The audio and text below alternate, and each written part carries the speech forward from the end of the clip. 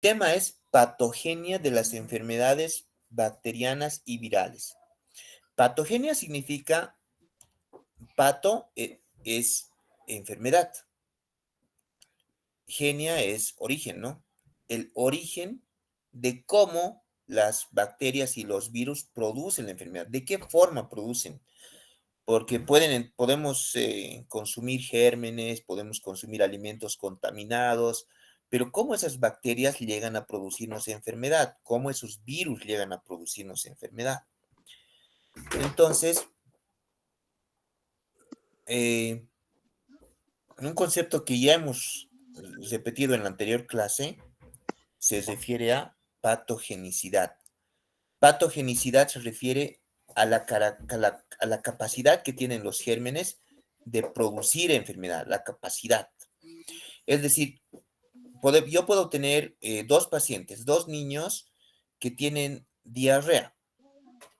Uno ha enfermado por rotavirus, que es un virus que produce diarrea, y el otro ha enfermado por un norovirus, que es otro virus que produce diarrea.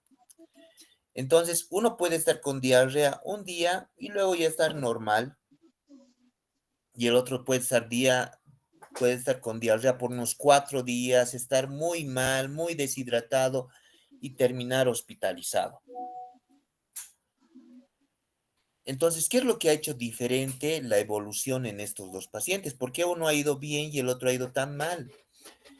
Pues la respuesta es que tal vez el rotavirus tiene una patogenicidad mayor, es decir, una capacidad de producir mayor daño respecto al otro germen. Aunque los dos producen diarrea, hay un germen que va a tener mayor capacidad de agresividad. Entonces, patogenicidad microbiana se ha definido como los mecanismos bioquímicos por medio de los cuales el microorganismo causa enfermedad y virulencia. Se entiende como el grado en el que se expresa la patogenicidad. Virulencia no se refiere a virus. Virulencia se refiere a qué tanta repercusión genera sobre mi cuerpo. Por si yo enfermo con un germen, puede ese germen hacerme vomitar, producirme mucha fiebre, mucho dolor de barriga, me puede producir neumonía, me puede producir lesiones en la piel. Entonces, la virulencia, así lo vamos a llamar, la virulencia de ese germen es mayor. El término virulencia, aunque al principio diga viru, no se refiere a virus. Ojo, en el examen, no digo en mis preguntas, en las de otros colegas. Virulencia significa a la capacidad de producir mayor daño. Entonces, ese mayor daño puede ser producido por virus, puede ser producido por bacterias, puede ser producido por hongos. Y van a escuchar tal vez el concepto de la virulencia de ese hongo, o sea, no es raro, es normal. Se refiere a que ese hongo tiene una gran capacidad de hacer daño. O la virulencia no es muy grave en este germen, ¿no? Utilizamos ese término, virulencia, para tratar de expresar el grado de daño que puede producir, la patogenicidad que puede producir. Ahora abajo dice colonización y enfermedad. Entonces, igual tomen en cuenta el concepto de colonización como,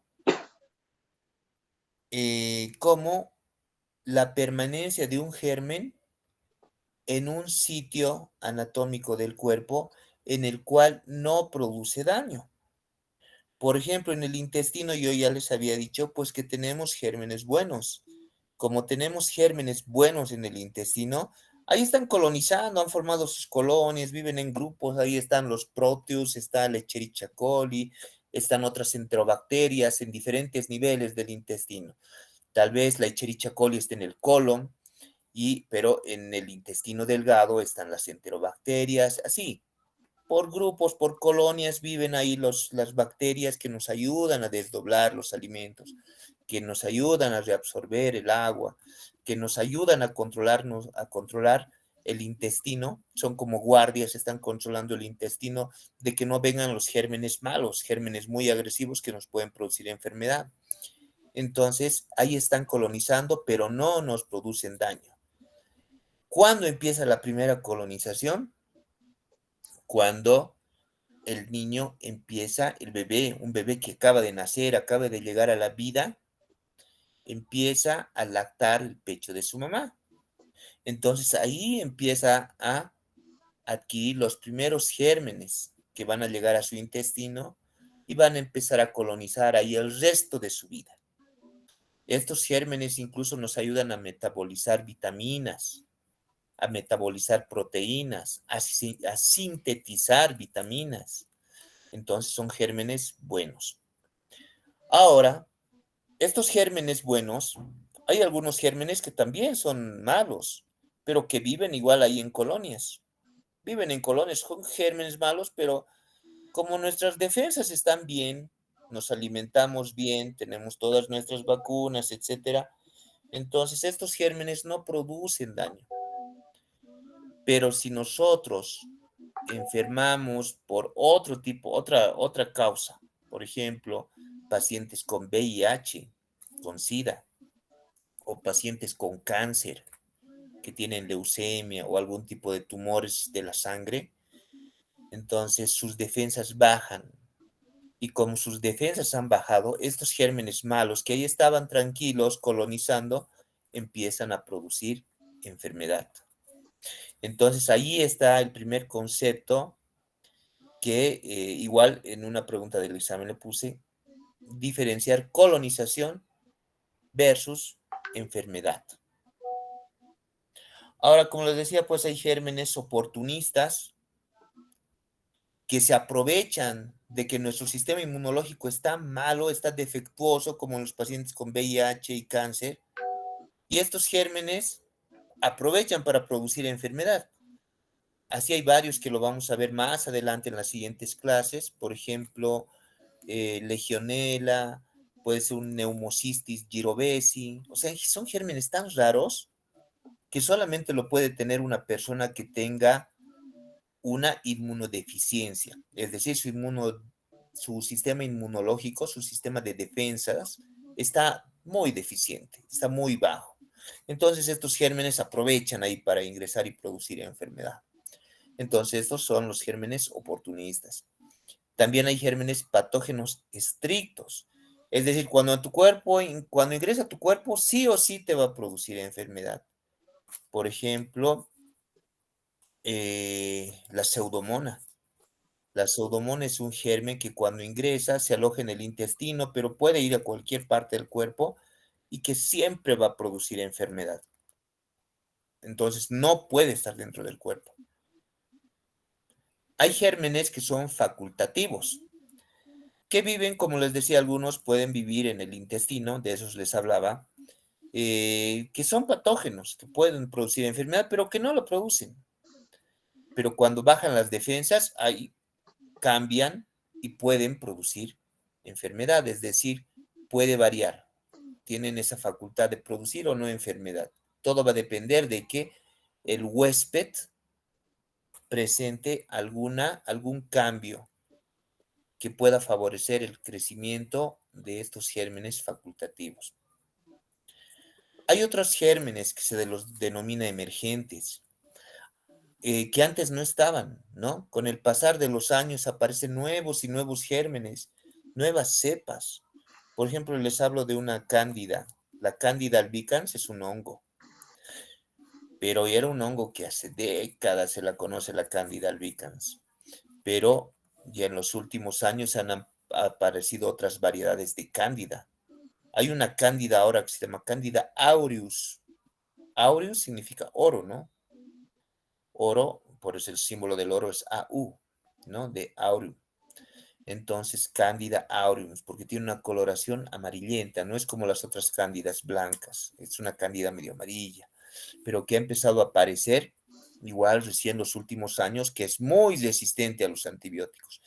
Y hay gérmenes igual que se asocian a diferentes infecciones diferentes infecciones que antes no existían, pero que ahora han empezado a emerger, han empezado a surgir, han empezado a aparecer asociados a muchas enfermedades. Esto igual es pregunta de examen para los que han ingresado a la teórica. Y generalmente no les voy a decir cuál, pero de las primeras diapositivas he sacado las preguntas para este examen. Patogenicidad, espero que el concepto esté claro. Es la capacidad de un microorganismo de causar enfermedad. Patógeno se va a referir al germen, ¿no? Patógeno que origina la enfermedad. Patogenicidad es la capacidad del microorganismo. Y una vez que el germen ingresa, tiene alta capacidad de producir enfermedad, tiene alta patogenicidad, pues termina produciendo enfermedad. La enfermedad ya va a ser la pérdida. Recording in progress. Asistir a dos, el plato fuerte del ejercicio. El plato fuerte del Perdón, ejercicio. Ahora ya nosotros podemos déjame un identificar ratito, he, se ha she, cruzado esto. they, ¿no? Ahora vamos a hacer el segundo paso. Todo está bien. Yo soy una profesora de inglés. Ella está de... Ya, entonces,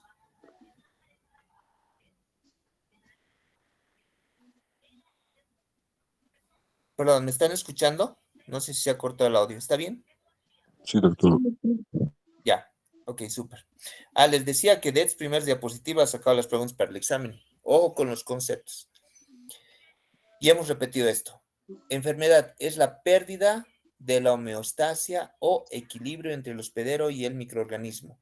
Homeostasis es el equilibrio, eso por fisiología ustedes ya conocen esa palabra, homeostasis.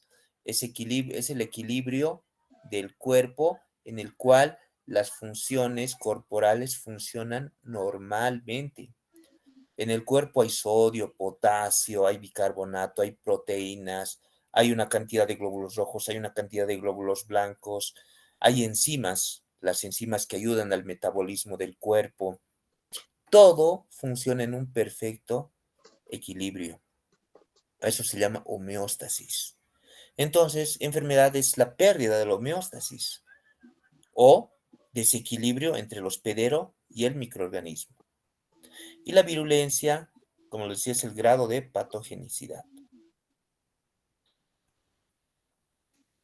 Ya, de aquí no va a entrar nada de esta diapositiva, pero lo que quiero que con esta diapositiva entiendan es que los gérmenes van a entrar por algún lugar a nuestro cuerpo.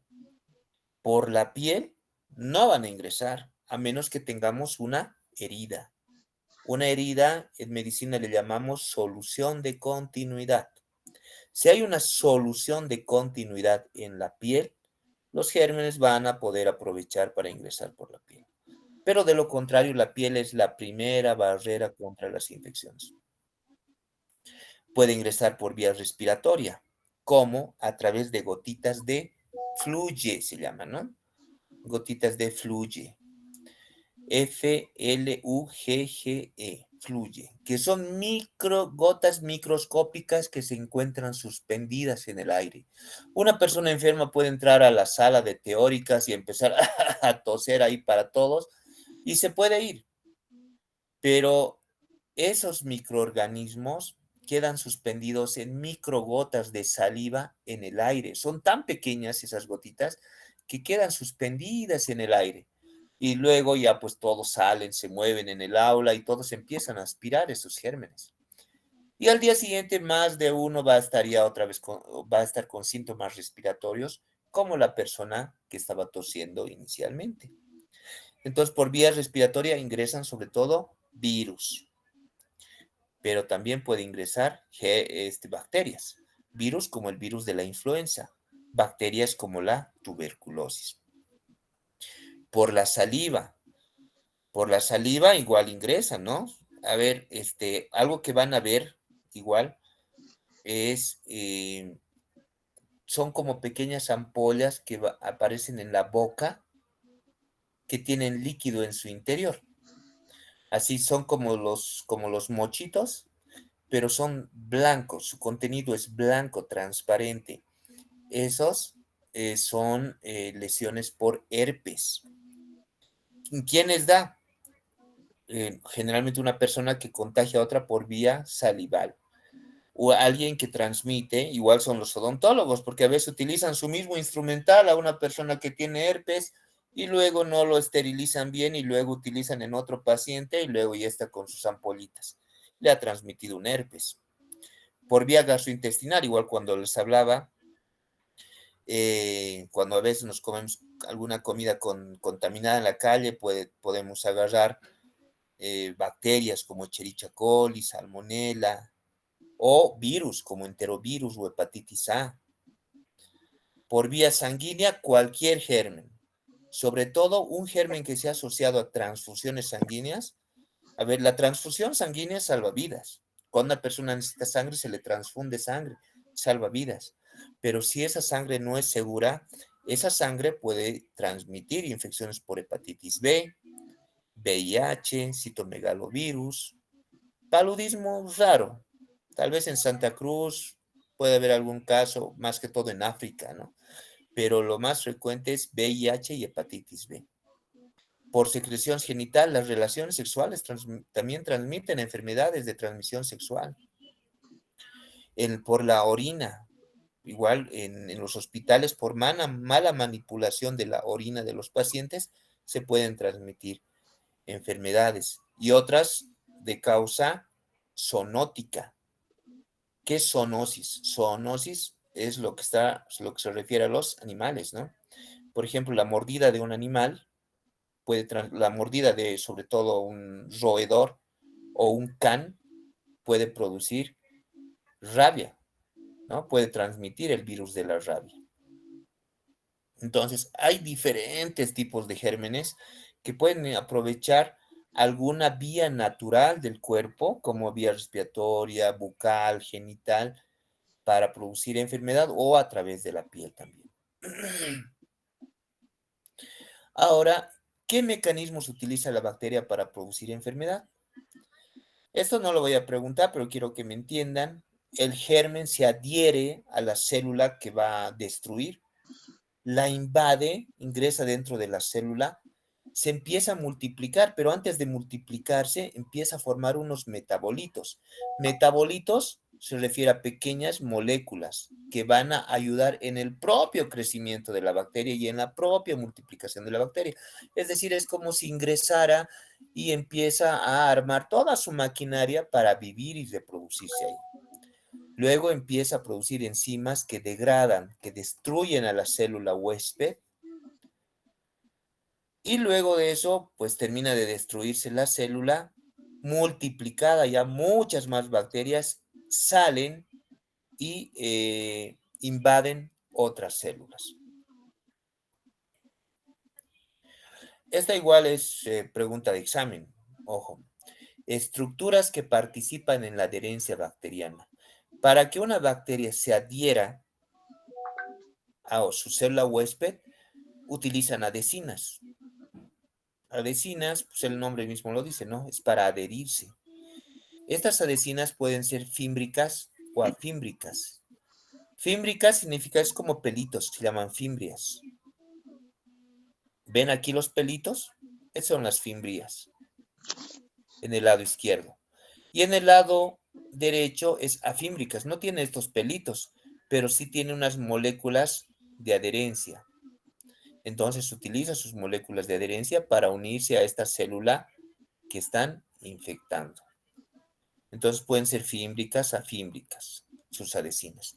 También la cápsula con ácido hialurónico, la cápsula de las bacterias, sirve para adherirse. Este ácido hialurónico adhiere a la bacteria, en este caso el Streptococcus a la célula. O los lipopolisacáridos. Los lipopolisacáridos son características sobre todo de los gérmenes gram negativos. Los gérmenes gram negativos tienen esta molécula que es el lipopolisacárido o LPS, que es un azúcar que igual ayuda a que la bacteria se adhiera, se pegue a la célula huésped. Ahora, aparte de estas características de la propia bacteria, también hay unos facilitadores, unas proteasas, flagelo, que es como una colita, no es igual que las fimbrias, es como una cola de la bacteria. que igual puede ayudar a adherirse a la bacteria. Y algunas proteínas también que pueden utilizar a modo de adherencia. Bueno, este es un esquema de lo que ya les había dicho, ¿no? Esta es una adhesina, esta es la célula huésped, y aquí hay un conjunto de proteínas que hemos dicho que que son estas proteínas, son facilitadoras. Es decir, aquí está,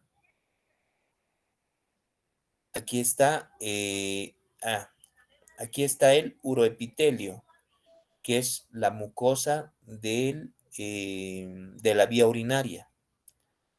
Esta adhesina se está uniendo a esta célula huésped, pero para que se una esta adhesina está utilizando un conjunto, toda una estructura de proteínas que ayudan a unirse.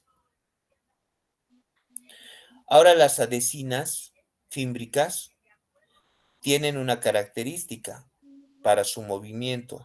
No es un movimiento flagelar, es decir, no es como una cola, sino es como que se fija y se contrae y va a hacer que la bacteria se vaya pegando más a la célula, es decir, como si estuviera, si se enganchara, recorriera, se vuelve a enganchar y así va avanzando en el interior, eh, en la invasión de las células.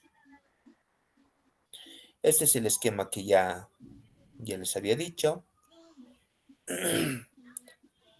Bueno, igual nos vamos a pasar. Ya.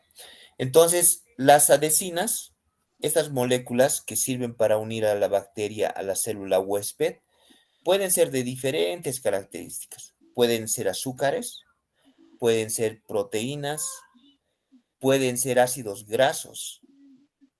Por ejemplo, aquí la Escherichia, la Bordetella pertussis, su adhesina es la hemaglutinina.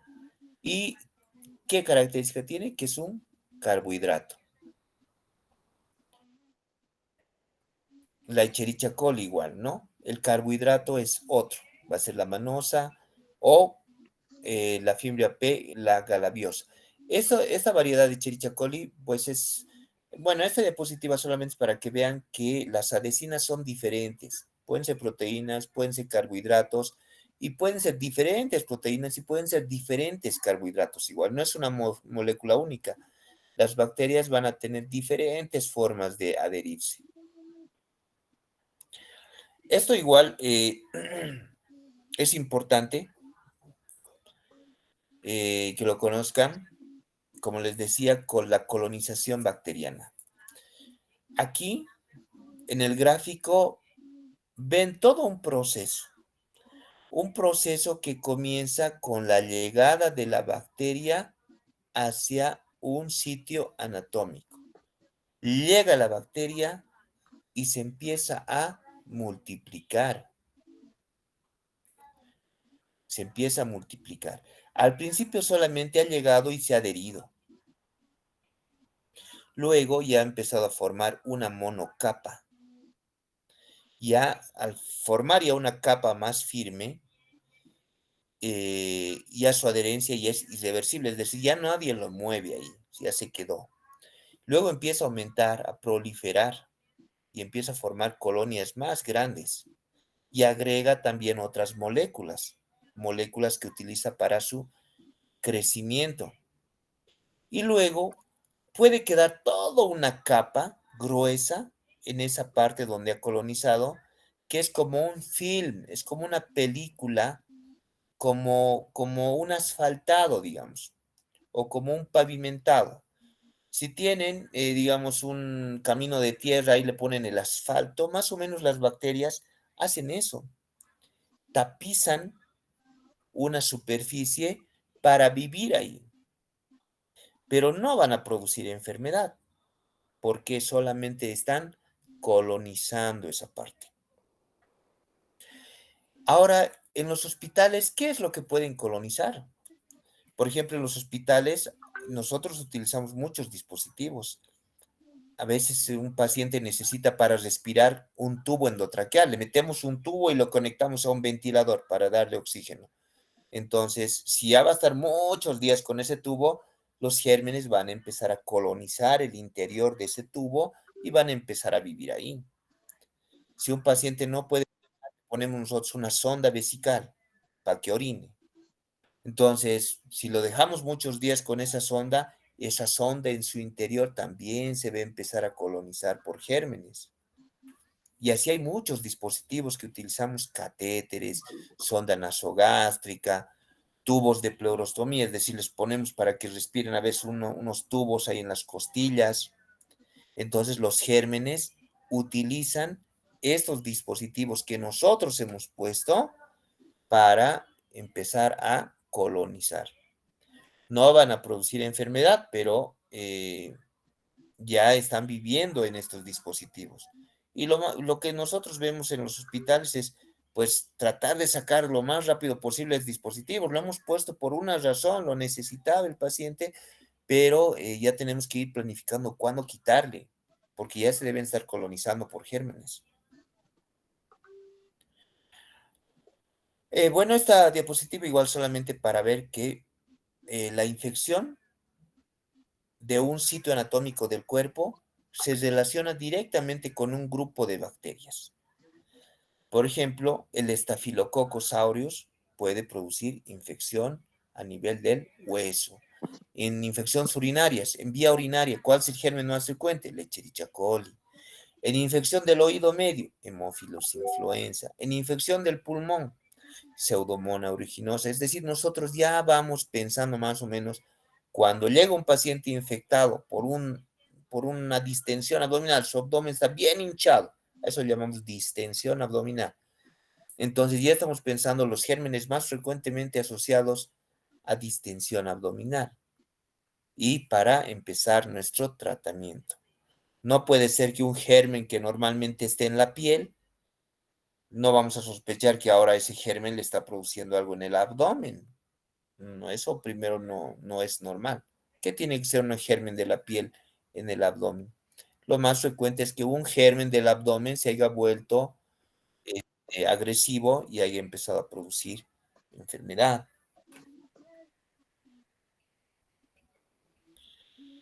Acciones patógenas de las bacterias.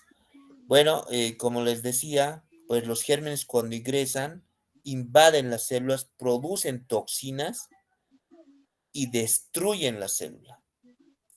Una vez que van destruyendo muchas células, se va produciendo daño. Y el cuerpo, nosotros enfermos, pues nos defendemos. Como les había dicho en la clase de inmunología, nos defendemos produciendo anticuerpos, produciendo citocinas, produciendo mediadores inflamatorios para que nuestras células vayan a tratar de controlar el daño. Ahora, ¿qué son las toxinas bacterianas? Son moléculas que alteran el metabolismo, la fisiología o la estructura de la célula del huésped. Hay dos tipos de toxinas, endotoxinas y exotoxinas. Las endotoxinas son moléculas estructurales que cuando el germen ingresa, producen en el interior de las células, una vez que ha invadido la célula, si ha entrado a una célula, produce toxinas que terminan destruyendo la célula. O a veces no destruyen la célula y están viviendo y multiplicándose dentro de la célula, pero a través de la membrana de la célula empiezan a liberar toxinas que van a la circulación y van produciendo daño. Entonces pueden ser endotoxinas o exotoxinas. Por ejemplo, aquí tenemos una bacteria. Esta es una Escherichia coli. Este Escherichia coli tiene, como ven, tiene sus pilis y también tiene un flagelo, tiene una cola. Entonces, esta esta bacteria va a liberar toxinas por diferentes formas. Primero, la, la- estas, esta- estos pelos que presenta, estos pilis, van a liberar, van a funcionar como exotoxinas. Esta cola también va a producir exotoxinas. y la misma estructura, la misma cápsula de esta bacteria, la misma pared celular, perdón, va a producir otro tipo de toxinas.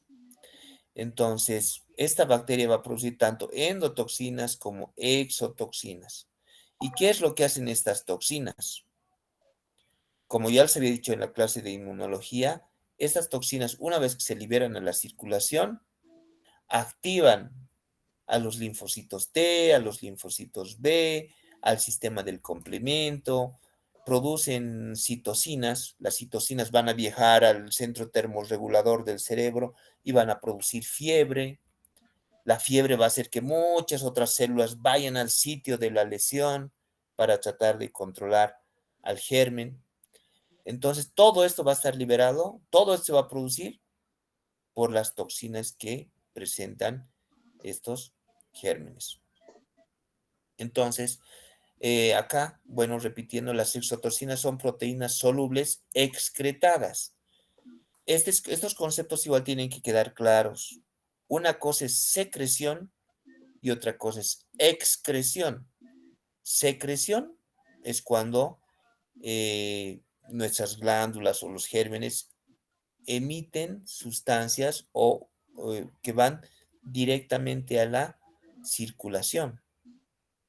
En cambio, las exotoxinas son moléculas que son excretadas hacia la luz, que puede ser la luz intestinal o hacia la luz de una víscera hueca.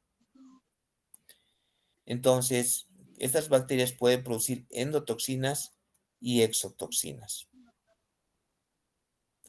Ahora, según su característica, pues hay toxinas que pueden ser proteicas o pueden ser lipídicas. Generalmente las exotoxinas son moléculas proteicas, las endotoxinas son moléculas lipídicas. La toxicidad de las exotoxinas es mayor que las de las endotoxinas. El mecanismo de acción, igual en las exotoxinas, es muy específico, es bien definido, ¿no? En cambio, en la endotoxina es único, es general, no es específico para cada reacción. La termoresistencia, las exotoxinas no son termorresistentes. En cambio, las endotoxinas sí son termorresistentes. Entonces, al ser termorresistentes, pueden sobrevivir o pueden mantenerse en circulación a pesar de la fiebre, las endotoxinas. En cambio, en casos de fiebre, las exotoxinas suelen ser neutralizadas y suelen ser destruidas. Así existen otras características más que diferencian las exotoxinas de las endotoxinas. Movimiento y virulencia. Eh, Aquí, como ven en el gráfico del medio, este flagelo o cola le permite a la bacteria poder trasladarse con mayor rapidez a través de la circulación, pero a la vez que le permite movilizarse, también le permite adherirse a la célula. Y a la vez que le permite adherirse a la célula, también funciona como antígeno bacteriano. Entonces, cumplen muchas características. Así arriba ven una espiroqueta que tiene esa forma ondulada, que es un tipo de bacteria que no es bacilo, que no es coco, que tiene forma espiralada. Entonces, esta espiroqueta también, esa forma le va a producir otras características de virulencia. Abajo vemos un diplococo, di de 2, coco porque tiene forma redondeada. Entonces, este diplococo es la Neisseria gonorrea. Entonces, esta característica de los pelitos en su superficie le va a permitir también a este gonococo adherirse al epitelio urinario y producir enfermedad. Etapas de la patogenia viral. Ya pasando de las bacterias, ahora estamos en los virus. Los virus tienen un mecanismo totalmente similar al de las bacterias, similar pero no igual. pero en general igual van a vencer las defensas del huésped. Los virus tienen un comportamiento, les repito, autolimitado. Generalmente no producen enfermedad por mucho tiempo, la mayor parte de los virus. Claro, hay algunos virus mucho más agresivos que otros, pero en general producen enfermedad cuando las defensas del huésped están bajas. Y como dice acá, origina una serie de acontecimientos que llevan a la enfermedad con periodos similares al de las bacterias. Ahora hay virus que pueden producir enfermedades agudas, por ejemplo, el de la diarrea, virus de la diarrea. Uno agarra el virus de la diarrea y a los 3 días ya está bien y está normal, pero puede agarrar una enfermedad crónica, puede agarrar una encefalitis, toxoplasmosis, eh, puede agarrar herpes, que son virus que se quedan toda la vida. Ahora, esta parte la vamos a revisar mejor cuando hablemos de los virus, pero cada virus tiene un comportamiento diferente. Hay virus que el primer día ya producen enfermedad, hay otros que no, que están en el cuerpo por un buen tiempo y no producen nada de síntomas. Y luego empiezan a producir daño, ¿no?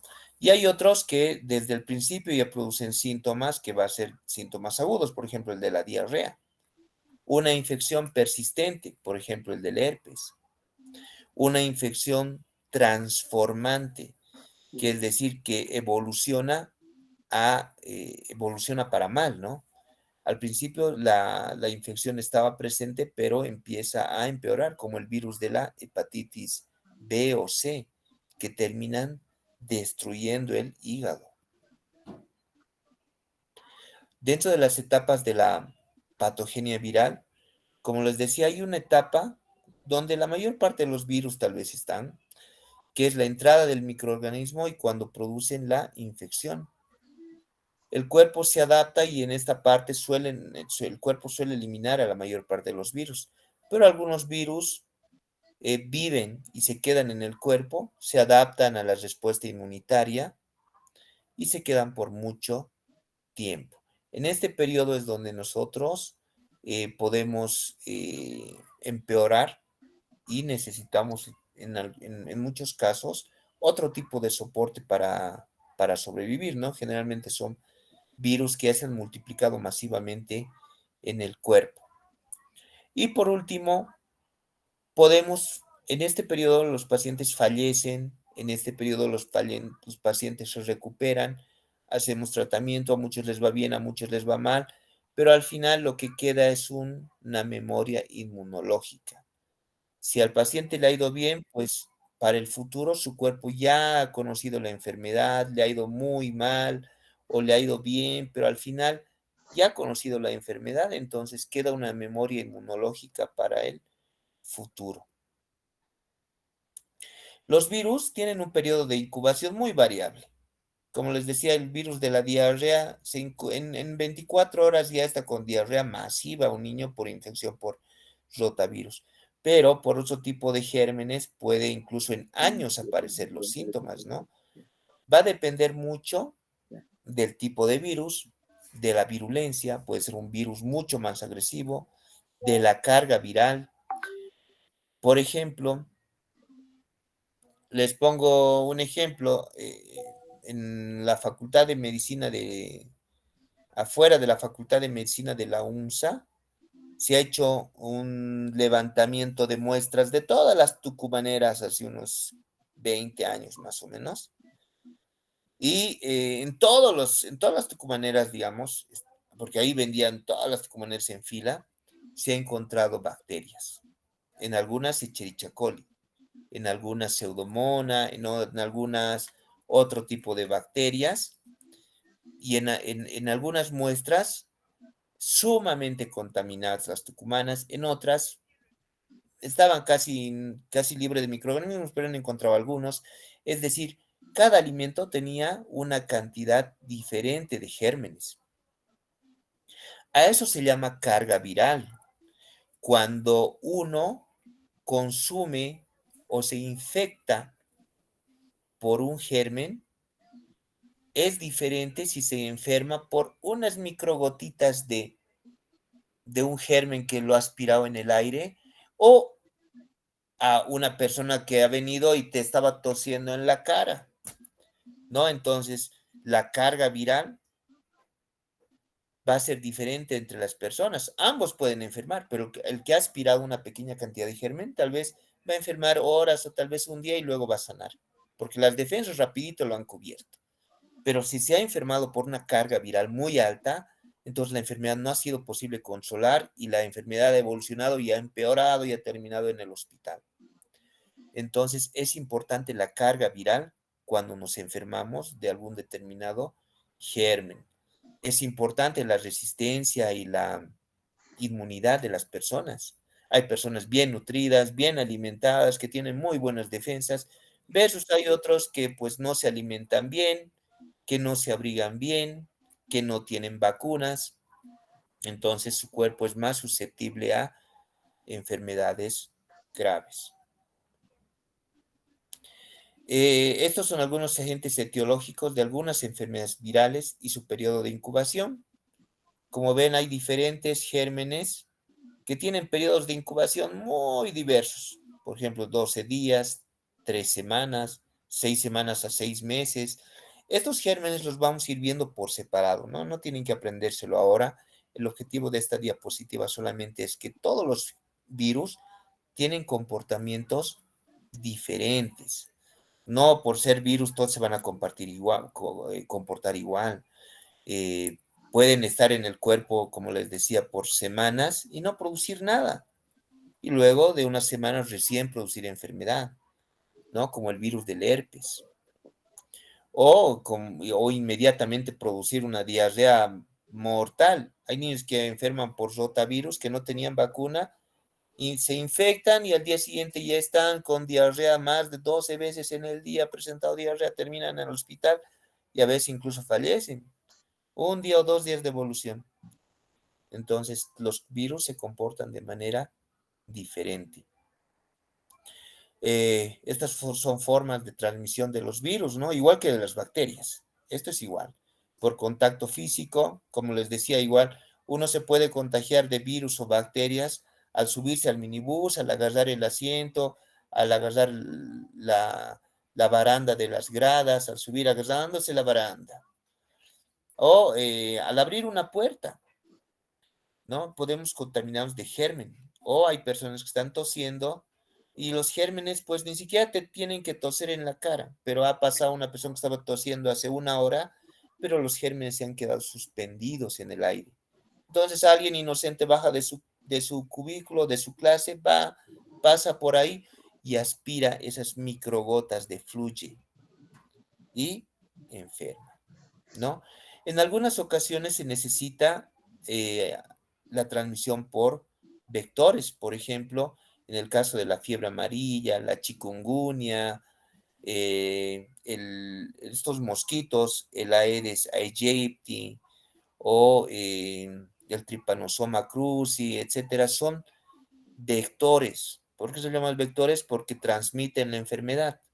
Pican a una persona enferma y esa sangre que está en su interior van y le pican a otra ahí y terminan de inocular a través de la piel los virus, ¿no? El Zika, la chikungunya, la fiebre amarilla, etcétera.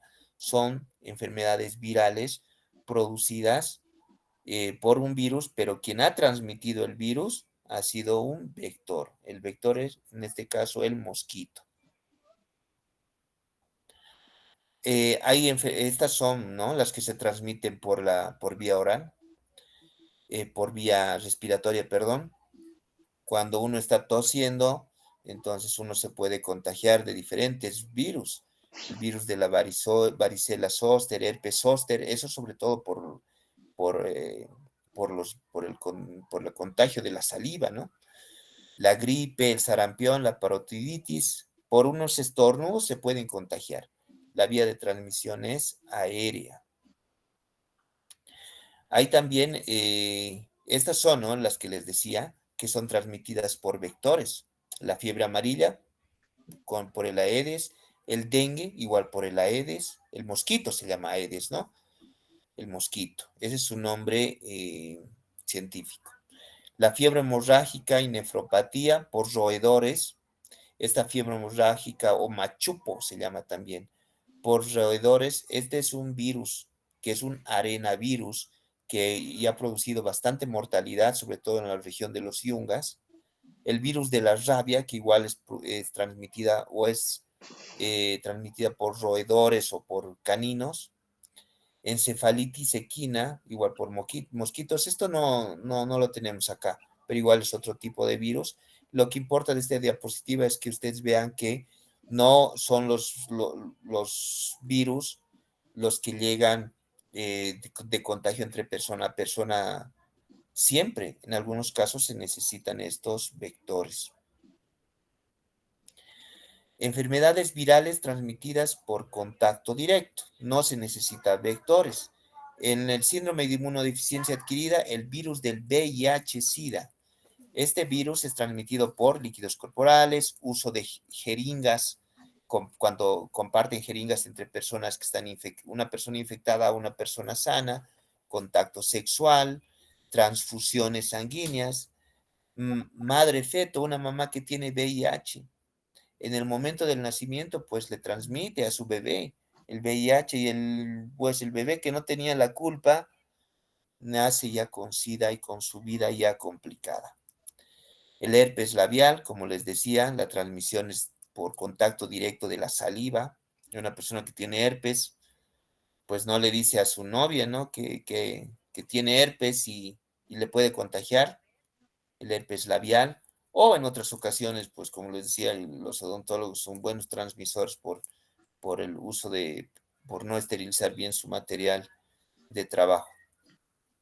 Por el resfrío común, igual, a través de los estornudos o igual los besos o compartir simplemente una misma aula, los virus pueden estar suspendidos en el aire por mucho tiempo.